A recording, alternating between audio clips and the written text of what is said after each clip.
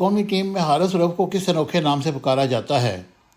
Pakistan cricket کے fast bowler اور Australia کے ون ڈے سیریز میں بہترین کھلاڑی قرار پانے والے حارث رؤف کا نیا نک نیم سامنے آ گیا۔ گزشتہ روز پاکستان نے آسٹریلیا کو تیسرے ون ڈے میں شکست دے کر سیریز 2-1 اپنے نام کی۔ پاکستان میں آسٹریلوی سرزمین پر آسٹریلیا کے خلاف 22 سال بعد ون ڈے سیریز میں کامیابی حاصل کی۔ اس کامیابی میں پاکستانی بالرز کا اہم کردار رہا۔ گرین شارٹس کی جانب سے حارث رؤف نے تینوں میچز میں شاندار کارکردگی دکھائی اور مجموعی طور پر 10 وکٹیں حاصل کرتے ہوئے پلیئر آف دی سیریز بھی قرار پائے۔ سیریز جیتنے کے بعد قومی فاسٹ بالر شاہین شاہ افریدی نے حارث رؤف سے گفتگو کی، جسے پاکستان کرکٹ بورڈ کی جانب سے سوشل میڈیا پر شیئر کیا گیا۔